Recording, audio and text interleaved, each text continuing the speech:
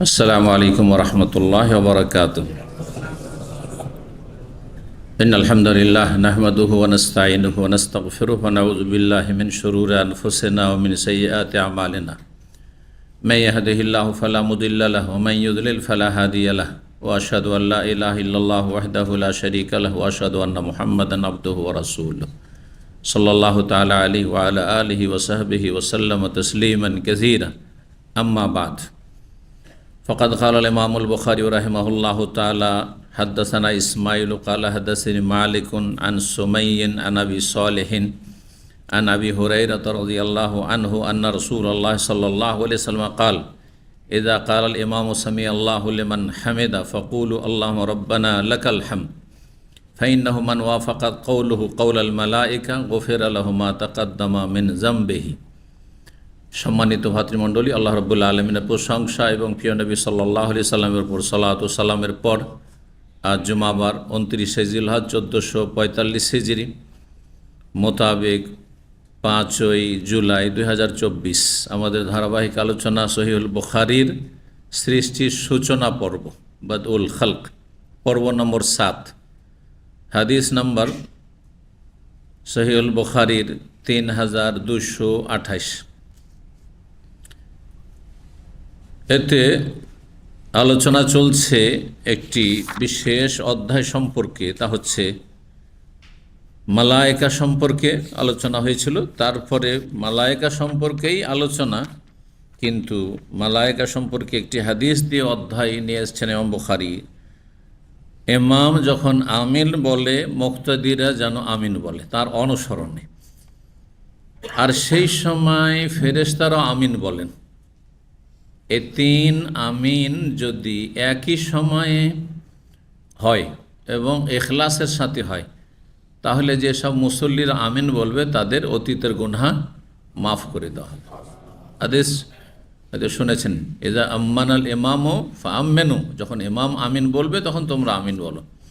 ফাইন্নাহু মান ওয়াফাকা তামিনহু তামিনাল মালায়েকা, তার আমিন যদি ফেরেশতার ওয়াল মালায়েকাতু ইউমিনুন, অন্য হাদিস রয়েছে ফেরেশতারা আমিন বলে এই সময়টাই। কারণ সূরা ফাতিহা হচ্ছে দোয়া।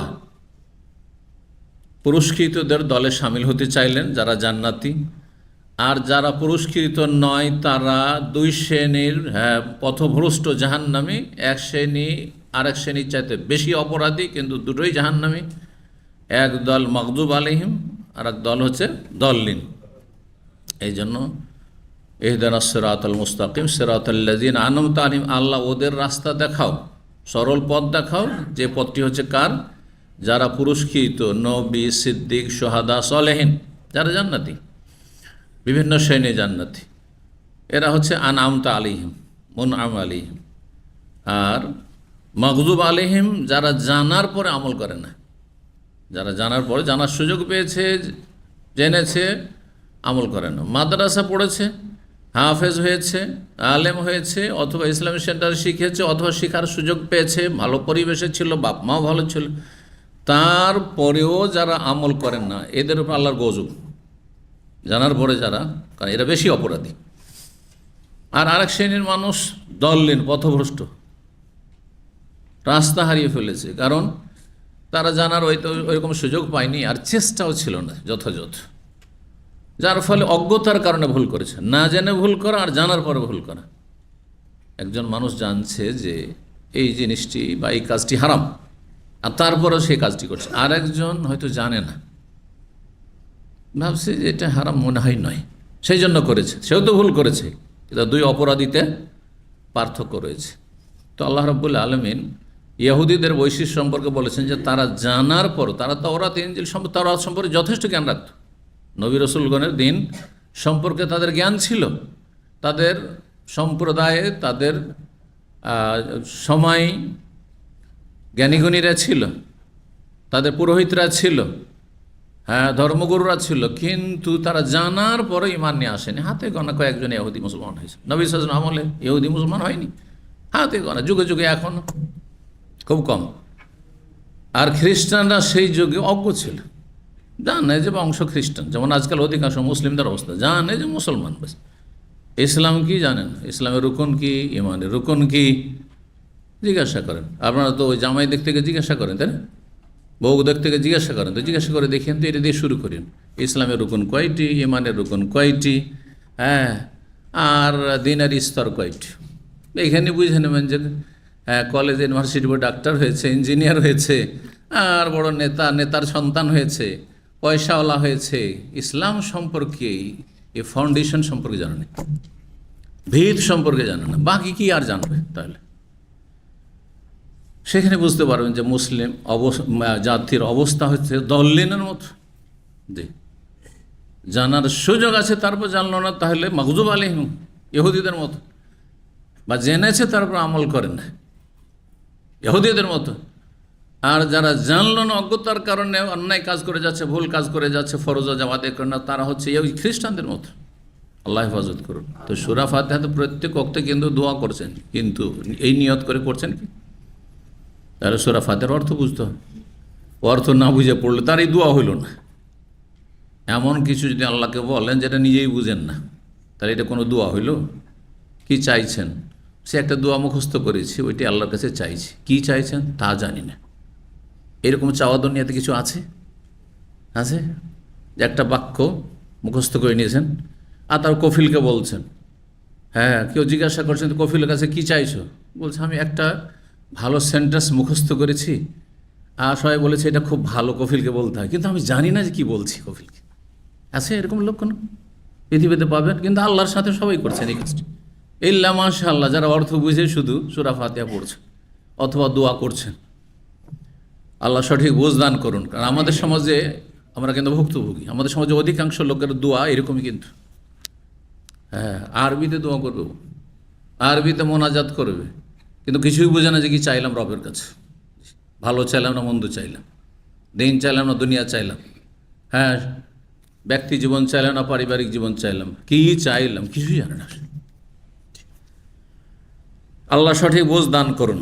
তো যাই হোক, ফেরেশতারা আমিন বলে এর সাথে। সূরা ফাতিহা যেহেতু দোয়া, এই গুরুত্বপূর্ণ দোয়ায় মুক্তাদি আমিন বলবে কার সাথে? ইমামের সাথে। ইমাম আমিন বলে, ইমামের অনুসরণের সাথে সাথে নয়, পেছনে পেছনে, জাস্ট পেছনে পেছনে, খুব বেশি আবার পেছনে নয়।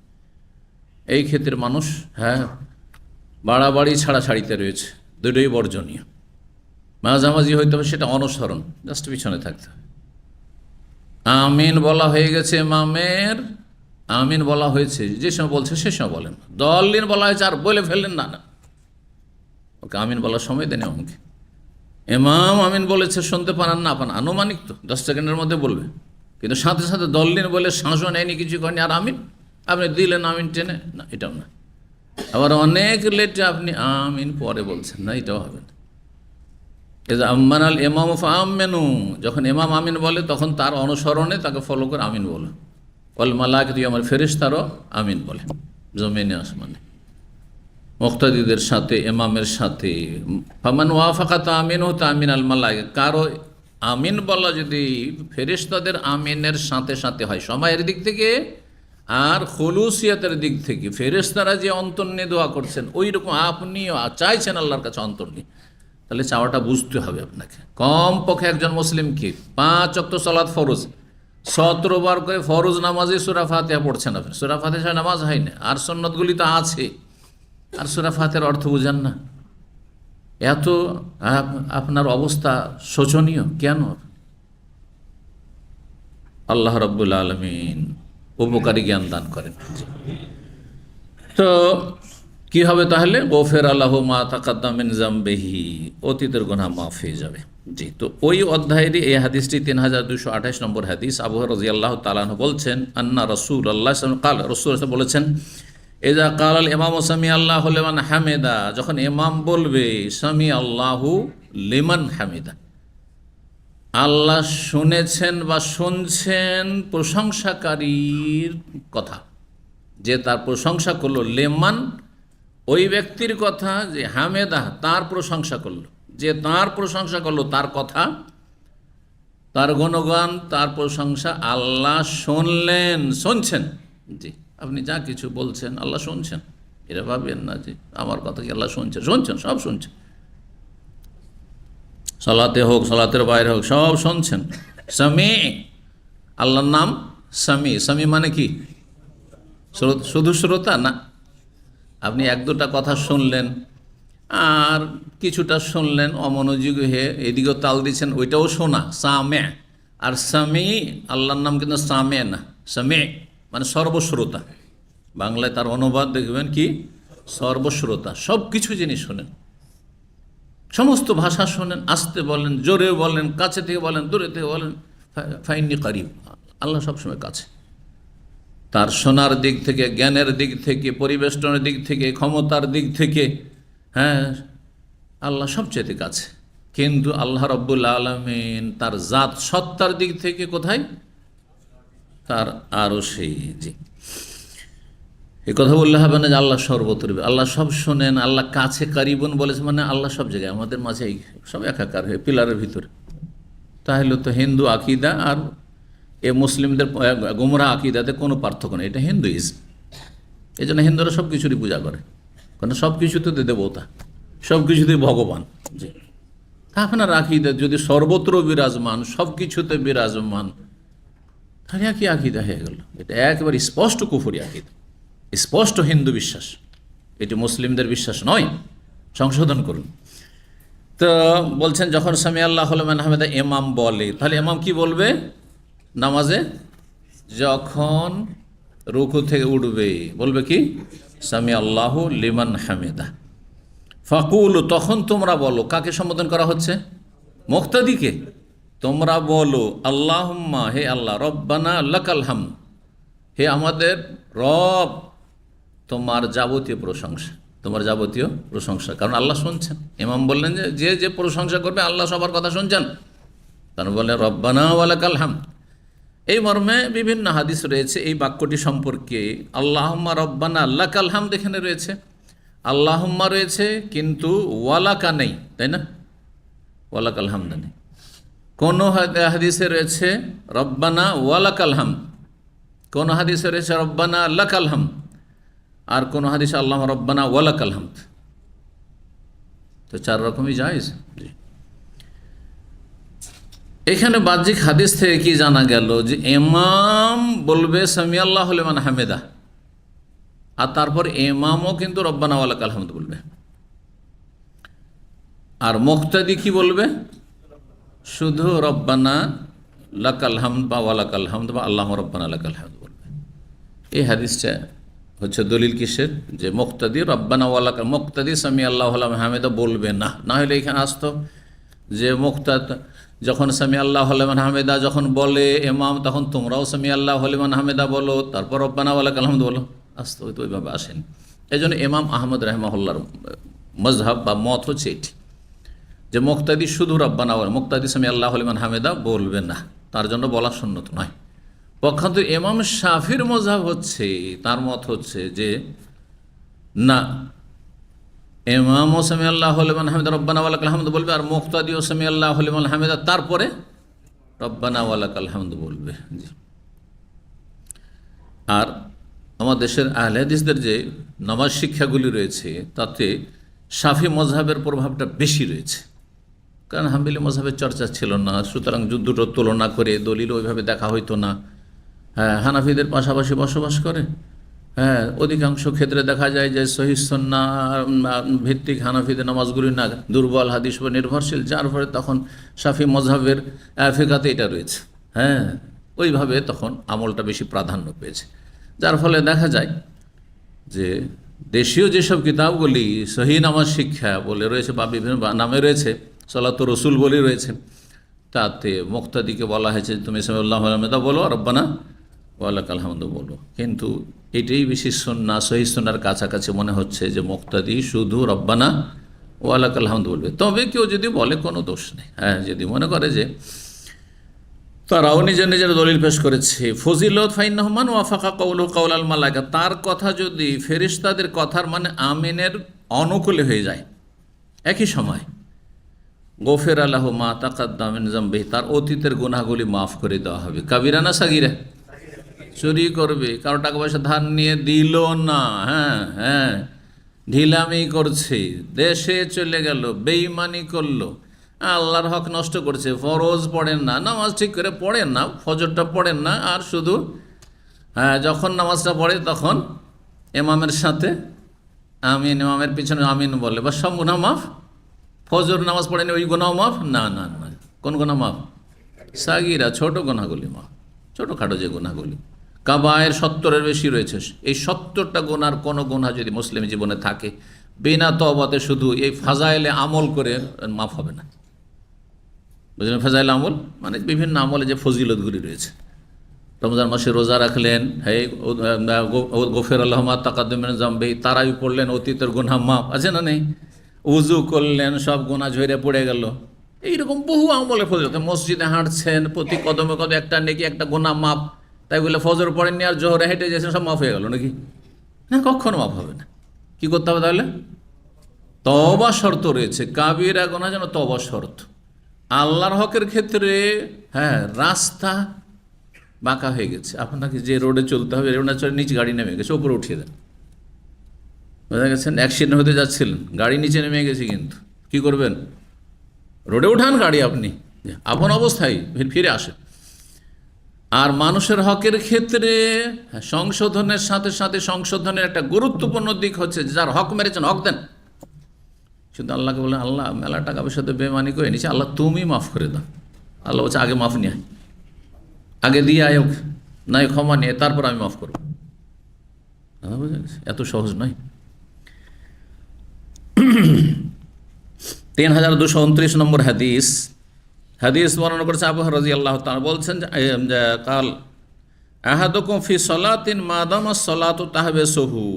অন্য রিওয়ায়াত ইন্না আহাদাকুম ফি সলাতিন, তোমাদের যে কোনো ব্যক্তি সলাত অবস্থায় যেন আছে, নামাজেই আছে, নামাজরত অবস্থায় আছে, মা দামাতি সলাতু তাহবিস, যতক্ষণ পর্যন্ত তাকে সলাত আবদ্ধ করে রেখেছে, সলাত মসজিদের বাইরে যেতে দিচ্ছে না, নামাজের জন্য সে বসে আছে, নামাজের জন্য বসে আছে।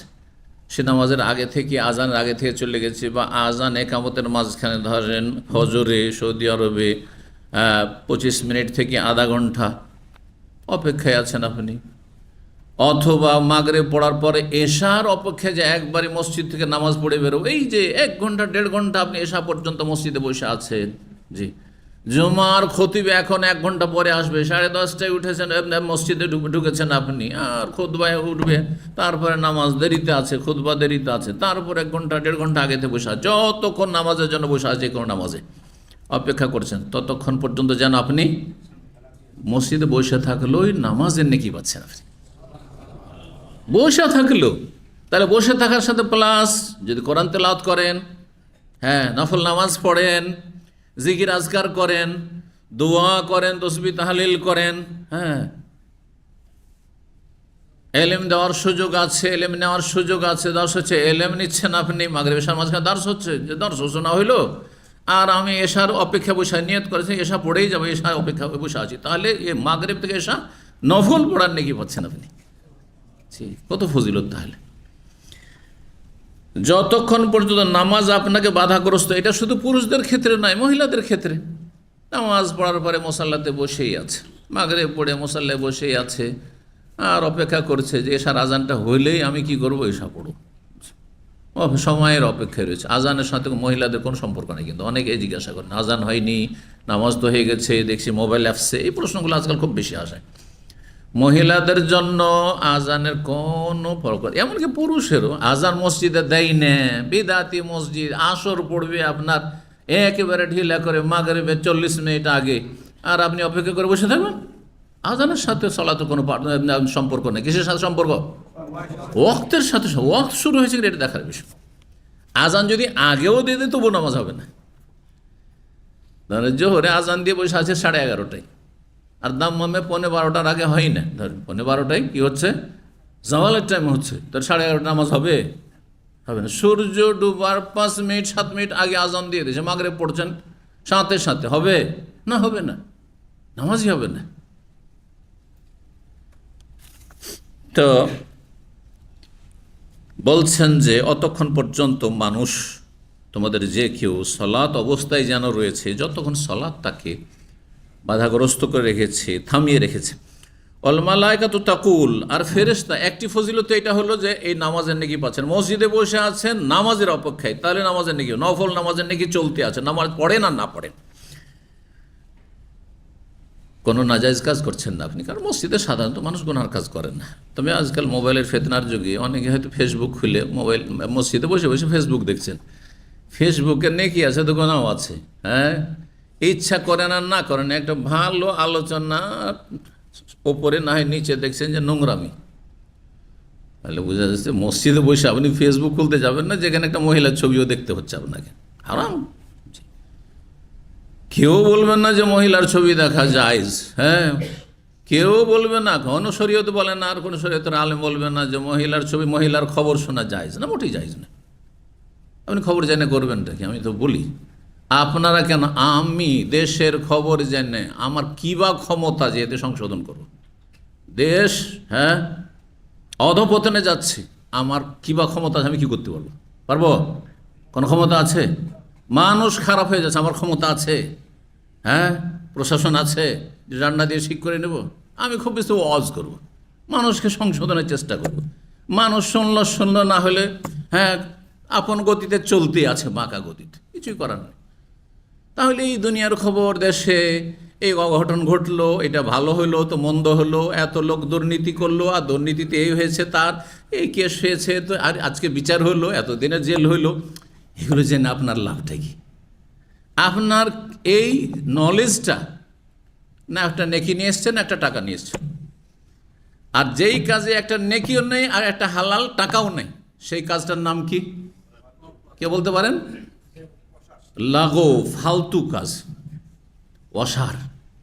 আর মুমিনের শান হচ্ছে, সূরা মুমিনুন আল্লাহ বলেছেন, কাদ আফলাহাল মুমিনুন আল্লাযীনা ফি সালাতিহিম খাশিউন ওয়াল্লাযীনা আনিল লাগwi মুরিজুন, যারা সালাতে বিনয়ী, সালাতের হেফাজতকারী, তার সাথে অসার ফালতু কথা কাজ থেকে বেঁচে থাকে। ফালতু কথা কাজে নেই, খুব ফালতু। দেশের এইসব রাজনৈতিক খবরে খেলামটা কি? কী অবদান রাখতে পারবেন? হ্যাঁ, যারা আছে তারাই তো কিছু করতে পারে না, শুধু নিজের স্বার্থ উপরেই হচ্ছে তাদের, এছাড়া কিছুই হয় না, কিছুই হয় না। আরও খারাপের দিকে যাচ্ছে। নবী সাল্লাল্লাহু আলাইহি ভবিষ্যদ্বাণীর বাস্তবায়ন, আগামী দিন যা আসছে আরও খারাপ আসছে, এটা হচ্ছে নবী সাল্লাল্লাহু আলাইহি ওয়াসাল্লামের হাদিসের ভবিষ্যদ্বাণী। আপনি এটা কখনো আশা করতে পারেন না, ইল্লা মাশাআল্লাহ, যখন ঈসা আলাইহিস সালামের যুগ কাছে আসবে আর ইমাম মেহেদী আসবে তখনকার কথা ভিন্ন। বাকি আগামী যত দিন আসছে, বিগত সময়কালে যারা এসেছিল তাদের চেয়ে খারাপ অবস্থা আসছে যে কোনো ক্ষেত্রে। আল্লাহ হেফাজত করুন। তো আর একটি ফজিলত, মসজিদে যদি বসে থাকেন, ওয়াল মালাইকাতু তাকুল্লু, ফেরেশতা বলতে থাকেন, আল্লাহ মাগফির লাহু ওয়ারহামু, হে আল্লাহ তাকে মাফ করে দাও, যে মসজিদে বসে আছে নামাজের আশায়, ওয়ারহামহু, তার ওপর রহম করো, দয়া করো। কে দোয়া করে? মাগফিরাত এবং রহমতের দোয়া করে। মা লাম ইয়াকুম মিন সালাতে, যতক্ষণ পর্যন্ত সে মসজিদ থেকে আপনি দাঁড়িয়ে যাননি, মানে চলে যাননি, মসজিদের বাইরে চলে যান, তাহলে এই ফজিলত হারিয়ে ফেলবেন আপনি। আও ইউহুদিস, অথবা মসজিদে বসে আছেন কিন্তু আপনার উযু নষ্ট হয়ে গেছে, তাহলে উযু নষ্ট হলে তো নামাজ পড়তে পারছেন না। তাহলে মসজিদে যদি নেকির আশে বসে থাকেন, যেন নফল নামাজে আমি নেকি পেতে থাকি, মাগরিব থেকে এশা বা এক ওয়াক্ত থেকে আর এক ওয়াক্ত, বা এই সময়টাই আরও আধা ঘন্টা 40 মিনিট বাকি আছে একামত, হয়তো আমি আগে থেকে মসজিদে ঢুকে পড়েছি, তাহলে উজু করে বসতে হয়, বা উজু বসতে হয়। উজু নষ্ট হয়েছে, তার সাথে সাথে যান উজু করে এসে বসেন। বিনা উজুতে বসে মসজিদে গল্প করছেন, গঠনমূলক গল্প করছেন, দিনের কথা বলছেন, তাহলে এই নেকিটা পাবেন না, মানে ফেরেশতাদের দোয়া পাবেন না। ফেরেশতাদের দোয়ার জন্য মসজিদে উজু অবস্থায় বসে থাকতে হবে। 3230 নম্বর হাদিস। হাদিস বর্ণনা করছেন সাফওয়ান বিন ইয়ালা, তার পিতা ইয়ালা বিন উমাইয়া থেকে। তিনি বলেন, সামিতুন নবী সাল্লাল্লাহু আলাইহি ওয়াসাল্লাম ইয়াকরাউ আলাল মিম্বারে, নবী সাল্লাল্লাহু আলাইহি ওয়াসাল্লামকে আমি বলতে শুনেছি, তিনি এই আয়াতটি পাঠ করছিলেন, সূরা যুখরুফ আয়াত নম্বর 77, মেম্বারের ওপর চেপে, মেম্বারে চেপে পাঠ করছিলেন। কি? ওয়ানাদাউ ইয়া মালিকু লিয়াকজি আলাইনা রাব্বুক, ওয়ানাদাউ, জাহান্নামীরা জাহান্নামে যখন জ্বলবে, আর কোনো দিকেই কোনো রকমের মুক্তির রেহাইয়ের চান্স নাই, কোনো চান্স নেই, হলুদ চিরকাল থাকো, চিৎকার করে ডাকবে, আসামিরা যদি জেলখানাতে চিৎকার করে তো কিছু প্রহরী চলে আসবে, ব্যাপার কি দেখি, হ্যাঁ দেখি, তাই না? কি সমস্যা? যদি দেখা যায় যে এক রোগীকে, এক আসামিকে হাসপাতাল নিতে হবে তাড়াতাড়ি, তাহলে তাকে নিয়ে যাবে। কিন্তু জাহান্নাম থেকে অমাহম্বে খারেজি নেমে নান্নার, জাহান্নাম থেকে বের হইতে পারবে না, কোনো চান্স নেই।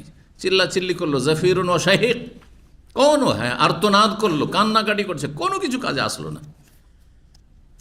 তখন চিন্তা করবে যে দুনিয়াতে যারা খুব বেশি বিপদগ্রস্ত হইতো, আর দুনিয়া যেন তার জন্য বিপদ হয়ে দাঁড়িয়েছে, এক মুহূর্ত যেন আর বরদাস্ত হচ্ছে না। তখন মানুষ কি আকাঙ্ক্ষা করে? মরণের আকাঙ্ক্ষা করে। কিসের আকাঙ্ক্ষা করে?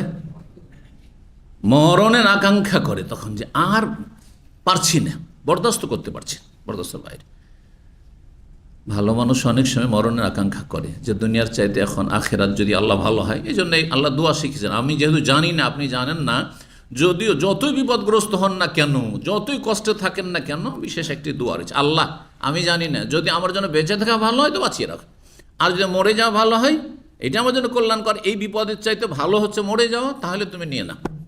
এতটা দোয়া করা যাবে। এই দোয়া কার মুখস্থ আছে? না হলে অন্তত বাংলা ভাষায় বললে তো দোয়া হয়ে গেল, কিন্তু এটা হচ্ছে দোয়ার সার কথা বা অর্থ। হ্যাঁ, আল্লাহুম্মা আহিয়ানি, সহিহ মুসলিমের হাদিস, মা কানাতিল হায়াতু খায়রাল্লি ওয়া তাওয়াফানি ইযা কানাতিল ওয়াফাতু খায়রাল্লি। নবী সাল্লাল্লাহু আলাইহি ওয়াসাল্লাম বলেছেন, লা ইয়াতামান্নায়ান্না আহাদুকুম আমুল মাউত, তোমাদের কোনো ব্যক্তি যেন মরণের আকাঙ্ক্ষা না করে। আল্লাহ যদি মরে যেতাম, আল্লাহ তুমি মরণ দিয়ে দাও, না, কখনো দোয়া করবেন না।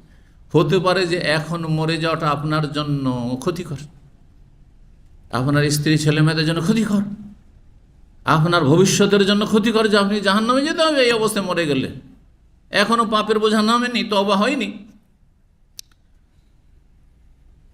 আর কখনো কখনো মরণটা বেটার হইতে পারে, যে এরপরে আরো বড় ফিতনা আসছে, যে ফিতনা বাঁচতে পারবো, দাজ্জাল আসছে, তাহলে আল্লাহ এইটাই ভালো যে তার আগে চলে যায়, কারণ দাজ্জাল আসলে ইমান টিকাইতে পারবো না। খুব কমই মানুষ আছে ইমান টিকাতে পারবে পৃথিবীর, ঠিক না? কোন যে ফিতনা কখন আসে। তো এই জন্য এই দোয়া করা ভালো, যেহেতু জানা নেই ভবিষ্যৎ সম্পর্কে। আর যারা বলছে আল্লাহ মরণ দাও, এটা জায়েজ নয়, নিষেধ করেছেন নবী সাল্লাল্লাহু আলাইহি ওয়াসাল্লাম। ফাইন কান লাবুদ্দা ফাইলান, যদি দোয়া করতে হয়, দুনিয়া আর ভালো লাগছে না, পারছি না বরদাস্ত করতে, তাহলে এই দোয়াটি ফালিয়া করলে, এই দোয়া করো। এটা তো যাদের মধ্যে ঈমান কিছুটা আছে। আর যারা বেঈমান, মুসলিম সমাজের বেদিন, তারা কি করে? হ্যাঁ, কঠিন পরিস্থিতি বরদাস্ত হচ্ছে না, কি করে? আত্মহত্যা করে। মনে করে যে আমি থাকবই না। হ্যাঁ, নিজের প্রাণ যে, নিজের রূহ, নিজের প্রাণ, নিজের জীবন, সব কিছু আল্লাহর নিয়ামত, আল্লাহর দান, আল্লাহর দান, এটাকে আল্লাহ হেফাজত করতে, সংরক্ষণ করতে বলেছেন। এই জাহেল বুঝেই না, বেঈমান বেদিন বুঝে না, মনে করেছে আমার জান, আমার জীবন, আমার জীবন আমি রাখলাম না। না না, তোমার জীবন না, তোমার বাবারও জীবন না, রবের। ইন্না লিল্লাহ, আমরা সবাই আল্লাহর। আল্লাহ যখন নেবেন তখন আল্লাহর পরে ছেড়ে দিতে হবে। আল্লাহ ভালো জানে তোমার জন্য কখন যাওয়াটা ভালো।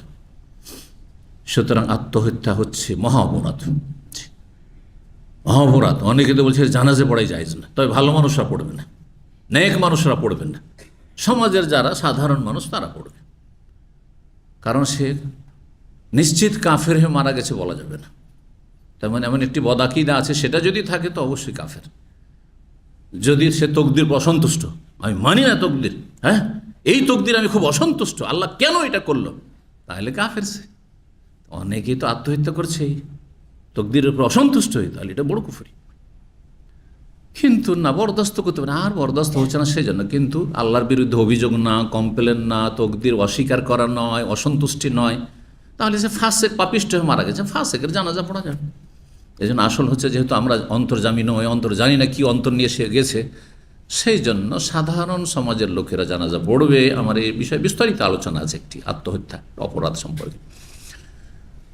আর সমাজের আলেম ওলামা, পরহেজগার লোকেরা, মুত্তাকির লোকেরা, হ্যাঁ তারা জানাজা পড়বে না, যাতে করে দেশবাসী, এলাকাবাসীর জন্য শাসন হয়। আগামীতে যেন এই রকমের পদক্ষেপ কেউ নয়, হারাম পদক্ষেপ না নেয়, আত্মহত্যা না করে। কারণ আত্মহত্যা করলে কোনো আলেমে নামাজ পড়েনি জানাজা, কোনো তার দিনদার পরহেজগার আল্লাহ আল্লাহ লোকেরা নামাজ পড়েনি, কোনো 5 ওয়াক্ত কায়েমে নামাজি লোকেরা নামাজ পড়েনি, সব সাধারণ লোকেরা কোন রকম জানাজা পড়ে মাটিয়ে দিয়েছে। শাস্তি মানুষ বুঝুক, তার পরিবারও বুঝুক, তার আত্মীয় স্বজন বুঝুক, তার দেশবাসী বুঝুক। এইরকম যারা একটু অশান্তি হইলেই হ্যাঁ হ্যাঁ বাঁচবো না, আত্মহত্যা করে ফেলবো, তারা সতর্ক সাবধান হয়। তো যাই হোক, কি বলছিলাম, জাহান্নামীরা যখন দেখবে যে কোনো উপায় দেখছি না, তখন তারা চিৎকার করে ডাক দেবে, ইয়া মালিকু। মালিক কার নাম? হ্যাঁ, একটা তো মালিক আল্লাহর নাম, আর একটি ফেরেশতার নাম হচ্ছে মালিক বা মালিক ও খাজেনিন্নার।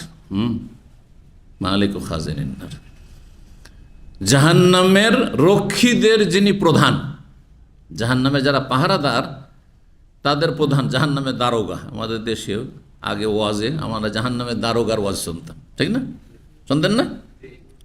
ওই জাহান্নামের দারোগাই বলেন দেশীয় ভাষায়। তো জাহান্নামের পাহারাদার প্রধান যিনি, তাকে ডাকবে, ইয়া মালিক, হে মালিক ফেরেশতা, মানে জাহান্নামের যিনি প্রধান, লিয়াকজি আলাইনা রব্বুক, আর বরদাস্ত হচ্ছেন না, আপনার রবের কাছে একটু আপনি দরখাস্ত করুন, অনুমতি নেন, যাতে আল্লাহ আমাদেরকে মরণ দিয়ে দেন।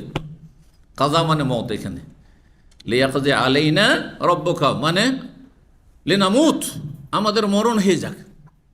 কারণ তাদের মনে আসবে দুনিয়াতে অশান্তি হলে মরলে আরাম, এটা ভাবতাম।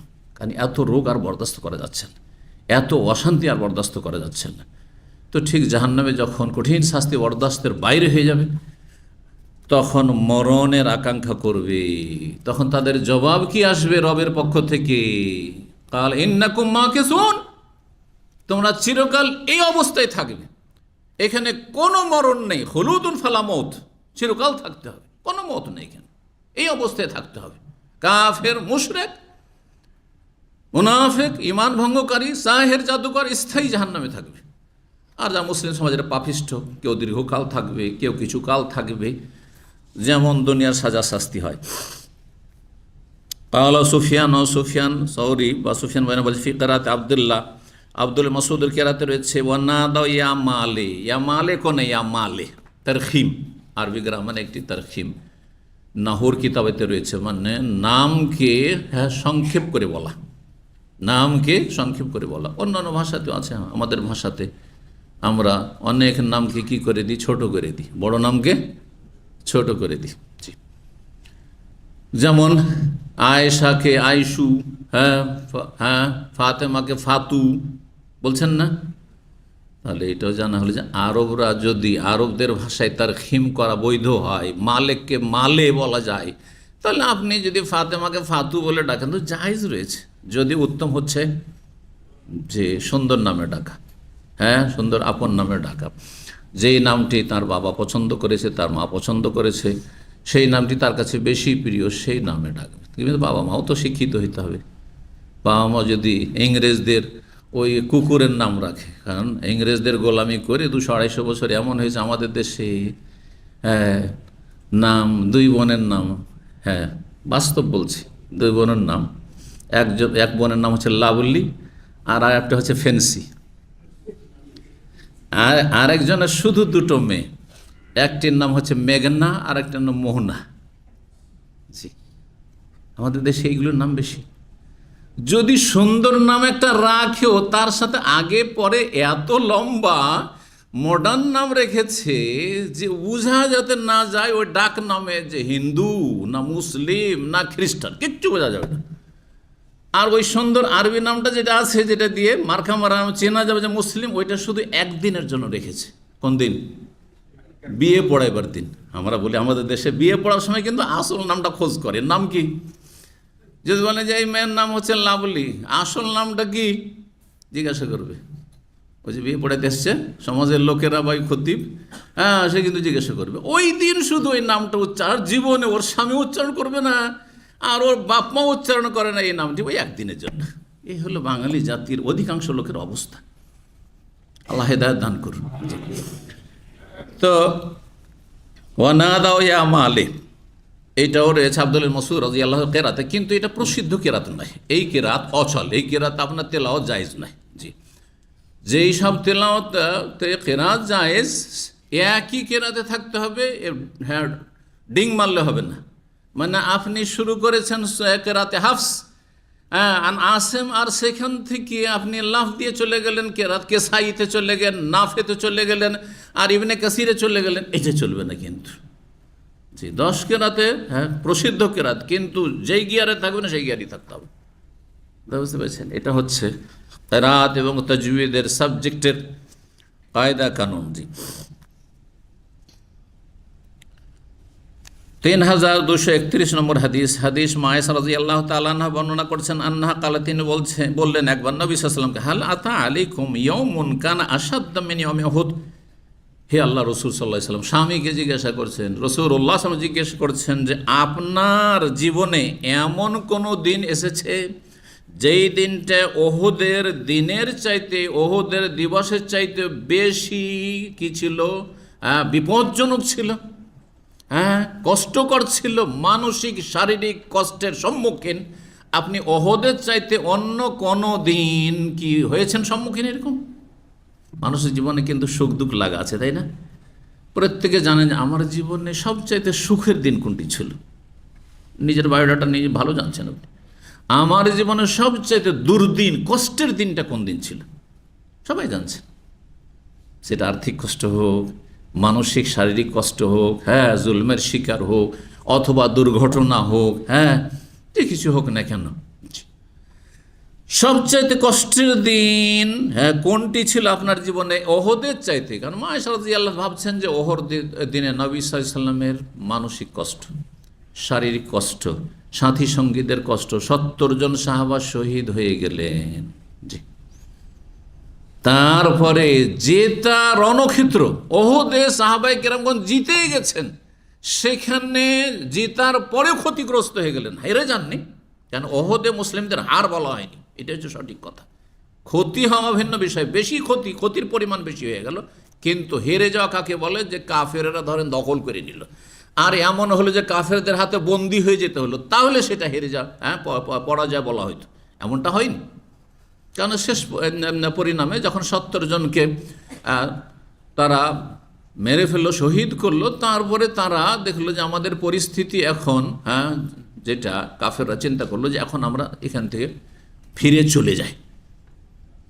দেখেন আল্লাহ ফিরাচ্ছেন, কিন্তু এ কথা কিন্তু চিন্তা করে নিজে এত যখন ওদেরকে মারলাম আর চারিদিক থেকে যখন ঘিরে নিয়েছি তাদেরকে রণক্ষেত্রে, তাহলে চলো মদিনার দিকে এগিয়ে যায় আর তাদের বাড়ি ঘরে লুটপাট করি, আর তাদের শিশু আর স্ত্রী আক্রমণ করি। আল্লাহ তো দেমাকে ঢুকিয়ে দিতেন এই কথা, আর শত্রুদের ঢুকে গেলে সেই জন্য তারা পদক্ষেপ নিত। কিন্তু চিন্তা করুন আল্লাহ কিভাবে মানুষের হেফাজত করেন, কিভাবে মানুষের হেফাজত করেন।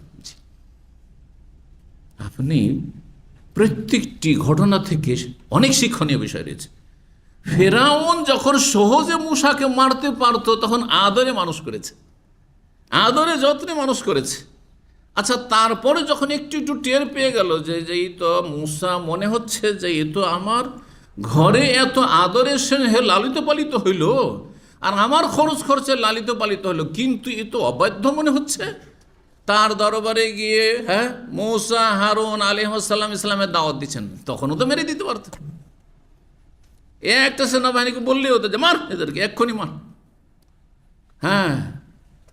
কিন্তু সে কল্পনা করতে পারে যে এই হচ্ছে সেই বালক, যেই বালকের কথা আমাকে জ্যোতিষী বলেছে যে এমন একজন আসছে বনি ইসরাইলে, যার হাতে আপনার দুনিয়ার পতন ঘটবে, রাজত্বের পতন ঘটবে, ধ্বংস হবে।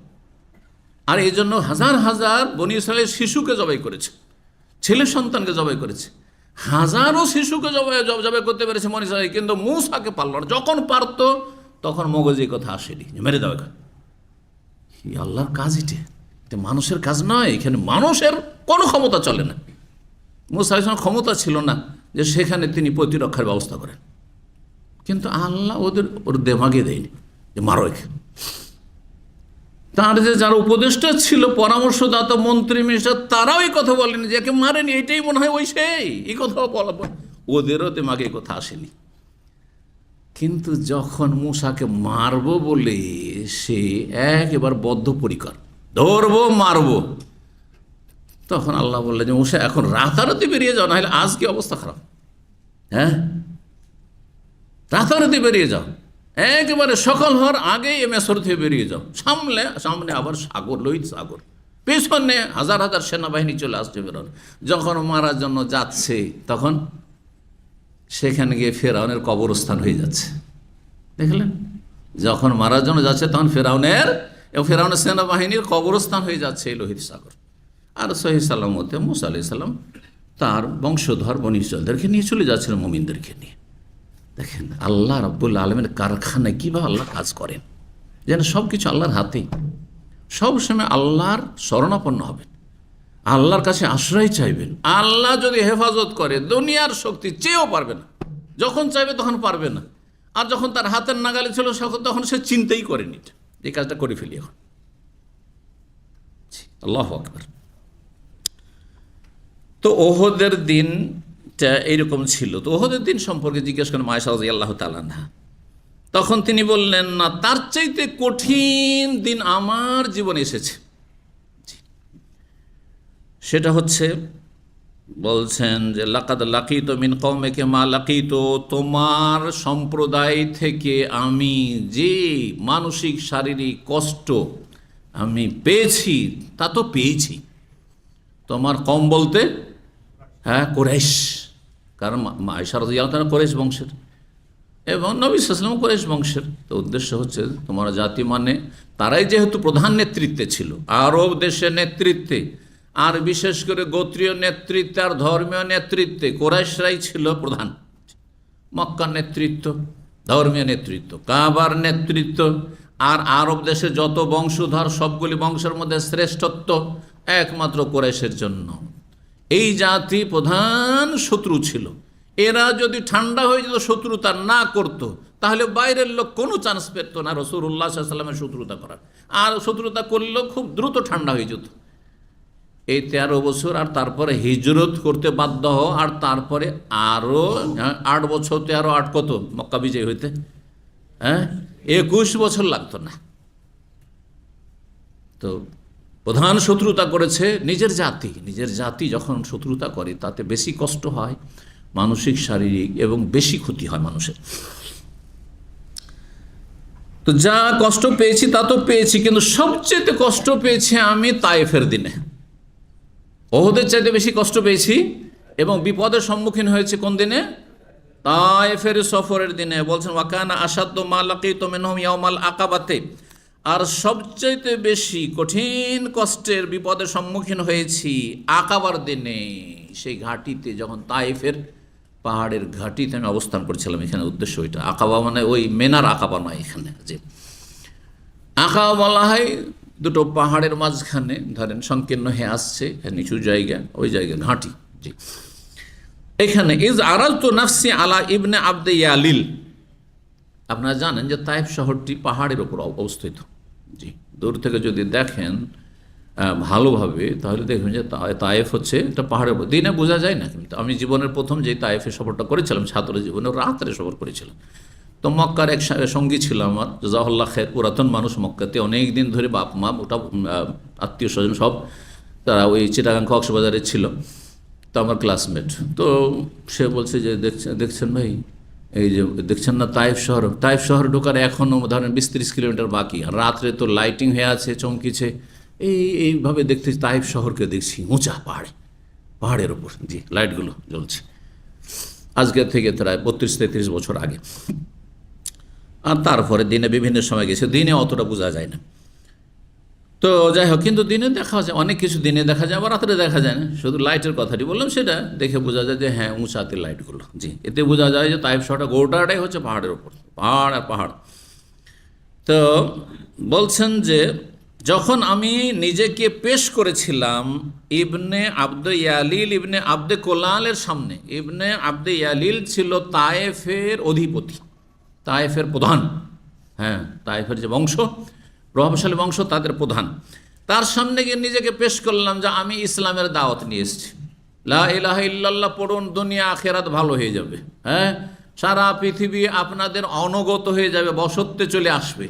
আর আপনাদেরকে আল্লাহ দুনিয়ার নেতৃত্ব দেবেন, দিনের নেতৃত্ব দেবেন, সম্মানিত হবেন দুনিয়াতে আখেরাতে। এইসব কথা বলে ইসলামের যখন দাওয়াত পেশ করলেন, রাসূলুল্লাহ সাল্লাল্লাহু আলাইহি ওয়াসাল্লাম ফালাম ইউজিবনি ইলা মা আরাদতু, আমি যা তাদের কাছ থেকে বা তার কাছ থেকে চেয়েছিলাম সেই চাওয়া আমার পুরা করেনি, সেই ডাকে সাড়া দেয়নি, প্রত্যাখ্যান করেছিল, অদ্যত প্রকাশ করেছিল, অহংকার প্রদর্শন করেছিল। ফান্তালাক্তু, তারপরে সেখান থেকে ফিরে যাচ্ছিলাম। আর বুঝতে পারে তাইফের ঘটনা তো শুনেছেন, হ্যাঁ, ছোট বাচ্চাদেরকে, কাফেরদের বাচ্চাদেরকে পেছনে লাগিয়ে দিল যে মারো একে, মারো একে, আর পাথর ছুঁড়তে থাকে, আর পাথর গিয়ে গায়ে শরীরে লাগতে থাকে, আর রক্ত ঝরতে থাকে পা থেকে। জি, এইভাবে তিনি সেখান থেকে বিতাড়িত হচ্ছেন, ধৃত হচ্ছেন, তাকে তাড়িয়ে দেওয়া হচ্ছে, সুবহানাল্লাহ, লাঞ্ছিত করে। এই যে মানসিক কষ্ট আর শারীরিক কষ্ট, আর যেই গরজে গিয়েছিলাম সেটাও পুরা হলো না, কিচ্ছু লাভ হলো না, একজনকে ইসলাম কবুল করল না। আল্লাহু আকবার। তায়েফের লোকেরা বড়ই কট্টর জাতি ছিল, এদেরকে ইসলামে নিয়ে আসতে নবী সাল্লাল্লাহু আলাইহি ওয়াসাল্লামের বড় কষ্ট হয়েছে, সাহাবাই কষ্ট হয়েছে। তায়েফের যুদ্ধেও তাদের অবরোধ করেও তাদেরকে সারেন্ডার করানো সম্ভব হয়নি। জি, পরে তারা ইসলাম গ্রহণ করেছে যখন দেখলো যে উপায় নাস্তিক, আর কোনো উপায় নেই। তারপরে জি, তো আল্লাহ রাব্বুল আলামিন ভালো জানেন যে আল্লাহ কাকে কোন অবস্থা হেদায়েত করবেন, কাকে তাড়াতাড়ি হেদায়েত করবেন। যে চাইবে, যে চেষ্টা করবে। মদিনার লোকেরা আগেই ছুটে গেলে, এত দূরে 420 কিলোমিটার 30 কিলোমিটার দূর থেকে ছুটে গিয়ে মক্কা ইসলাম গ্রহণ করছে। আল্লাহ তখন তাদেরকে এই নিয়ামত দিয়ে দিলেন, আনসার তাদের নাম দিয়ে দিলেন, সম্মানিত করলেন আল্লাহ রাব্বুল আলামিন। যারা বিলম্ব করলো তাদের মর্যাদা দুনিয়া আখেরাতেও নিচে, যে মক্কা বিজয়ের আগে ইসলাম গ্রহণ করলো না। আবার মক্কায় যারা প্রথমখানে যখন ইসলাম মুসলিম রাসূলুল্লাহ দুর্বল অসহায় মার খেতে হচ্ছে প্রতিকূল অবস্থা, তখনই যারা ইসলাম গ্রহণ করেছেন, আবু বকর, ওমর, ওসমান, আব্দুল্লাহ বিন মাসউদ ইত্যাদি ইত্যাদি যারা সাবেকিন আউয়ালিন, তাদেরকে আল্লাহ বেশি সম্মানিত করেছেন দুনিয়া আখিরাতে, এতে কোনো সন্দেহ নেই। তো বলছেন যে যখন আমার মনের আশা পূরণ হইল না, আমার ডাকে সাড়া দিল না দাওয়াতে, ফান্তালাক্তু, সেখান থেকে আমি চলতে শুরু করলাম। ওয়ানা মাহমুমুন আলা ওয়াজহি, তখন আমি বড়ই বিষণ্ণ অবস্থায় ছিলাম, চিন্তায়, দুশ্চিন্তায়, হাই কি হবে আমার, আমি কি সহি সালামত বেঁচে মক্কা যেতে পারবো? এটি একটি কথা, এটা তো দুনিয়া। কিন্তু তার চাইতে বেশি যে এতদূর কষ্ট করে আসলাম, আর যদি 2-4টা লোকও মুসলমান হইতো তাও তো হইতো, সেইটাও হইল না, বরং আমাকে জুলমের শিকার হয়ে এখান থেকে বেরোইতে হইল। আমি বড় বিষণ্ণ অবস্থায় সেখান থেকে ফিরলাম, আর যেন আমি বেহুশ হয়ে গেছি। ফালাম আস্তাফিক, আমার হুঁশ ফিরে আসেনি, ইল্লা ওয়া আনা বিকারনি সালেব, যতক্ষণ পর্যন্ত কারনুস সালেব না পৌঁছে, মানে কারুল মানাজেল, কারুল মানাজেল একটা নাম হচ্ছে কারনুল সালেব। জি, সালাবুন, কে বলতে পারে সালাবুন মানে কি? আরবিতে সালাব, সালাব কোন পশুকে বলে? আর একটু এগিয়ে দিলাম। সালাবুন মানে কে বললো? হাত তুলেন। শিয়াল না খেক শিয়াল? তো যাই হোক, সালাব তো এই এলাকায় হয়তো শিয়াল বা খেক শিয়াল সেখানে বেশি থাকতো, সেই জন্য নাম পড়েছে, হতে পারে যে কোনো জায়গার নামের পিছনে কিছু কারণও থাকে। ফারাফাতুরা, সেখানে যখন আমার হুঁশটা ফিরে আসলো, মানুষ যখন খুব বিষণ্ণ অবস্থায় থাকে, মানসিক অশান্তিতে থাকে, তখন পাগলের মতো হয়ে যায় বা হুঁশ হারিয়ে দেয়, বেহুশ হয়ে যায়, মানসিক শারীরিক কষ্টে যেন আমি ফালাম আস্তাফে, আমার হুঁশ ফিরে আসেনি। কোথায় আমার হুঁশ ফিরে আসছে? যখন কারনুস সালেবে পৌঁছেছি, ফারাফাতুরা আসি, সেখানে গিয়ে আমি একটু আকাশের দিকে চেয়ে দেখলাম, ওয়াইফাই জানাবে সাহাবা, দেখছি একটি মেঘমাল আমার মাথার উপর ছায়া করছে। কাদ আজাল্লাতনি, এই রৌদ্রে গরমে তাপে তিনি চলছেন, কিন্তু মাথার উপর দিয়ে মেঘটা ছায়া করছে, আর তিনি এগিয়ে যাচ্ছেন। আল্লাহু আকবার, মেঘ আল্লাহ সম্মানিত করছেন। মানুষ লাঞ্ছিত করলে কি হবে, আল্লাহ যদি সম্মানিত করেন। মুজিজা নবী সাল্লাল্লাহু আলাইহি ওয়াসাল্লাম, এটি অসাধারণ বিষয়, অলৌকিকত্ব। কাদ আজাল্লাতনি, আমাকে ছায়া করছে। ফানাজার, তো সেখানে আবার আর একটু তাকিয়ে দেখলাম, ফাইজা ফিহা জিবরাইল, সেখানে আবার মেঘমালাতে জিবরাইল আলাইহিস সালাম আকাশে। এইদিক ফানাদানি, জিবরাইল আমাকে ডাক দিলেন আর বললেন, ইন্নাল্লাহ কাদ সামিআ কাওলা কওমিকা আল্লা কওমা রাদ্দু আলাইক, আল্লাহ আপনার জাতি যা কিছু আপনাকে বলল, মানসিক শারীরিক কষ্ট দিয়ে এবং আপনার দাওয়াতকে যে প্রত্যাখ্যান করলো তাও শুনেছেন। অমারাদ্দু আলাইকা, যেই উত্তর তারা দিয়েছে আপনার কথার অতি উত্তর করেছে, তাও আল্লাহ শুনেছেন।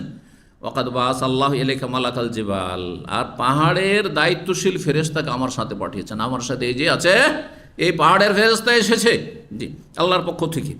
ফাসাল্লাম আলিয়া, তারপরে পাহাড়ের দায়িত্বশীল যিনি প্রধান সেই ফেরেশতা আমাকে সালাম বললেন, আসসালামু আলাইকুম, সালাম দিলেন।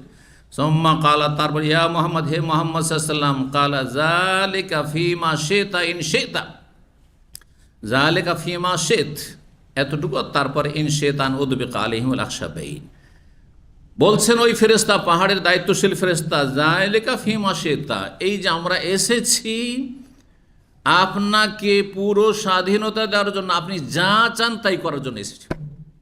আপনি যা চান তাই বাসির জন্য তাই করার জন্য এসেছি। আপনি যদি চান যে এদেরকে পিষে দেবো, পিষে দেবো, চাকিতে পিষার মতো করে, চাকিতে যেমন আটা পিষা হয় ওইভাবে এদেরকে পিষে দেবো, আপনার মর্জি। ফিমা শেত ইনশেতা, আপনি যদি চান, আন উতবিক আলিমুল আকসাবেন, দুটো কঠিন শক্ত শিলা বিশিষ্ট, আকসাবের তাসনিয়া দ্বিবচন হচ্ছে আকসাবেইন, দুটো, কারণ পাহাড় দুই রকমের হয়, পাহাড় পর্বত দুই রকমের, একটা হচ্ছে শক্ত পাথর বিশিষ্ট, আবার মাটি বিশিষ্ট পাহাড় হয়। বিশেষ করে ইন্ডিয়া বাংলাদেশ সব পাহাড়গুলি, সেগুলোতে পাথরের চাইতে মাটি বেশি, মাটি কম নেই, যথেষ্ট লাল মাটির পাহাড় রয়েছে। আপনারা জানেন এক সময় আমাদের ছোটোকালে সাদা মাটি দিয়ে মাথা ঘষত মহিলারা, সাদা মাটিরও পাহাড় রয়েছে। জি, লাল মাটির পাহাড় দেখেছি আমরা, এগুলো লাল মাটির পাহাড় ইন্ডিয়াতে। তো কিন্তু আরব দেশের পাহাড়গুলি, আর বিশেষ করে তায়েফ আর মক্কার পাহাড় মাটি আছে নেই, আর শক্ত পাথর। তো বলছে আপনি যদি চান তো এই তায়েফবাসীর ওপরে আমি দুটো কি নিয়ে আসবো, দুটো শক্ত শিলা বিশিষ্ট পাহাড়কে নিয়ে আসবো, আর তারপরে তাদেরকে উতবিক আলাইহিম, মানে তাদেরকে একটি পাহাড়ে রেখে আর একটি পাহাড় দিয়ে চাপা দিয়ে পিষে দেবো। ফকাল নবী সাল্লাল্লাহু আলাইহি ওয়াসাল্লাম, নবী সাল্লাম বললেন, না আমি এটা চাই না যেদিকে ধ্বংস। আমরা হইলে এত আবেগী হয়ে যেতাম যে আল্লাহ মারেন, মারেন আল্লাহ তুমি ধ্বংস করে দাও না। নবী সাল্লাল্লাহু আলাইহি ওয়াসাল্লাম বলছেন, বরং আরজু, আমি আশাবাদী, ইউখরিজ আল্লাহ মিন আসলাবিহিম, তাদের প্রজন্ম থেকে এমন অসংখ্য মানুষকে আল্লাহ নিয়ে আসবেন যারা মাইয়াবুদুল্লাহ ওয়াহদা, এক আল্লাহর ইবাদত বন্দি করবে, ওয়ালা ইউশরিকু বিহি শাইআ, আর তার সাথে কাউকে শরীক করবে না। দেখো না আজকে ওই তাইফে যেসব বংশগুলি ছিল, সাকিব বংশ ছিল, হাওয়াজের বংশ ছিল, আরও বেশ কিছু বংশ ছিল, দুর্দান্ত বংশ, বিভিন্ন বংশ ছিল, সেগুলির প্রজন্ম সব কিছুদিন পরে সব মুসলমান হয়ে গেছে, ইসলাম কবুল করেছে। হ্যাঁ জি, একজনও কাফের নেই, তাদের পূর্বপুরুষদের ধর্মের কেউ একজনও অনুসারী নেই। জি আলহামদুলিল্লাহ। যদি নবী সাল্লাল্লাহু আলাইহি ওয়াসাল্লাম ওখানে বলতেন যে এদের বাসা মিটিয়ে দাও, এদেরকে পিষে দাও, হ্যাঁ ফেরেশতা বলতে পিষে দাও তুমি, আল্লাহ যখন পাঠিয়েছেন তোমাকে আর আমাকে পুরো ইখতিয়ার দিয়েছেন, তাহলে ওখানে শেষ হতো, এই প্রজন্ম থেকে কোনো মোমেনাত পয়দা হইতো না, এই নসলই শেষ হয়ে যেত, জেনারেশন শেষ হয়ে যেত। ধৈর্য ধরলে অনেক ফায়দা আছে। গালি খান, আর মার খান, সবর করেন। মানুষ যখন গাল খায় তোর একটা বেনিফিট আছে। যারা দাওয়াতি কাজ করছেন তৌহিদ সুন্নতের ময়দানে শিরক বিদআতের বিরুদ্ধে, জানবেন যে গাল খেতে হবে, কিন্তু গাল খেলে যারা গাল দিচ্ছে তাদের ঘর থেকে কিছু সুস্থ মস্তিষ্ক সম্পন্ন ভালো মানুষ কিছু আছে, নাই পরায়ণ মানুষ আছে, তাদের বিবেকে ধাক্কা দেবে যে এত যে গাল খাচ্ছে কিন্তু ও তো গাল দেয় না, ও তো আর বদদুয়া দেয় না, ও তো খুব খারাপ ভাষায় বলে না, আমাদেরকে যেগুলো বলছে কোরআন হাদিসের কথাই তো বলছে, দলিলের কথাই তো বলছে।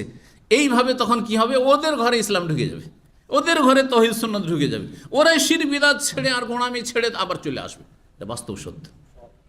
এর উদাহরণ হচ্ছে ঠিক ওই রকমই, রাস্তাতে একজন আরেকজনকে মারছে, এক পক্ষে মানে মারামারি হইলে তাহলে তো দুইজন সম্পর্কে আপনার ভূমিকা একই রকম, যে দুইজনই মারাও, দুইজনই খারাপ, তাই না?